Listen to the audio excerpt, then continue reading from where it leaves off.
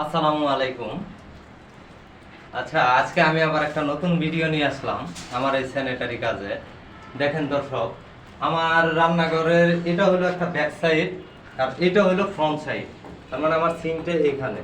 তো আমার যে জিনিসটা নিয়ে আজকে ভিডিও দিয়ে আসলাম, দেখেন দর্শক, পিছনে একটা তাক দেওয়া হয়েছে এবং সাইডে একটা তাক দেওয়া হয়েছে, বাট সামনের দিকে কোনো তাক দেওয়া হয় নাই।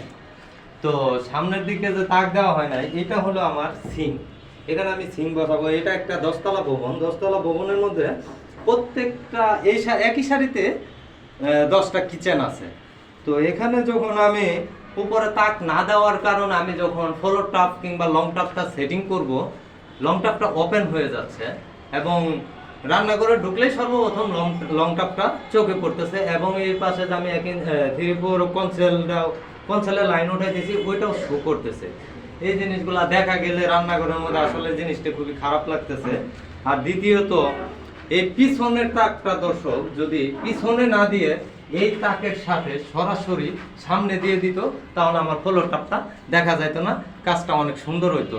যাই হোক, এখন এটা ভুল রাজমিস্ত্রিরও হতে পারে এবং ড্রয়িং এরও হতে পারে, আমি সেটার কথা বলবো না।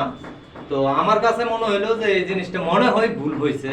তো এটা আপনারা এই বিচার বিশ্লেষণ করবেন। আমার সাথে আরো অনেক অভিজ্ঞ মিস্ত্রি আছে, তারা এই বিচার বিশ্লেষণ করবে যে আসলে ওদের প্ল্যানিংটা সঠিক নাকি ভুল।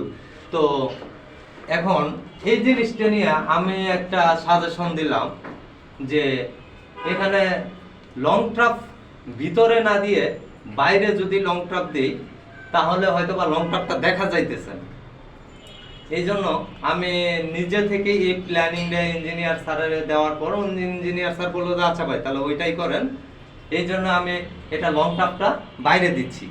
এখন এতে দেখা গেছে যে মাঝে মাঝে এরকমও সমস্যা হতে পারে যে লং ট্রাপ যদি কোনো সময় জাম হয়, ঝুল মাছা ছাড়া কাজ হবে না। এটাও একটা বড় সমস্যা। এখন এছাড়া আমার কোনো উপায় নাই। তো বিল্ডিং যার, সে যেভাবে পরামর্শ দেবে ওইভাবেই আমার কাজ করতে হবে, এবং ইঞ্জিনিয়ার স্যার যেভাবে পরামর্শ দেবে ওইভাবেই কাজ করতে হবে। এখানে দুইটা অপশন আছে, হয় ফ্লোর টাপ ভিতরে নচেত বাইরে। তো আজকের ভিডিওটা এই পর্যন্তই দর্শক।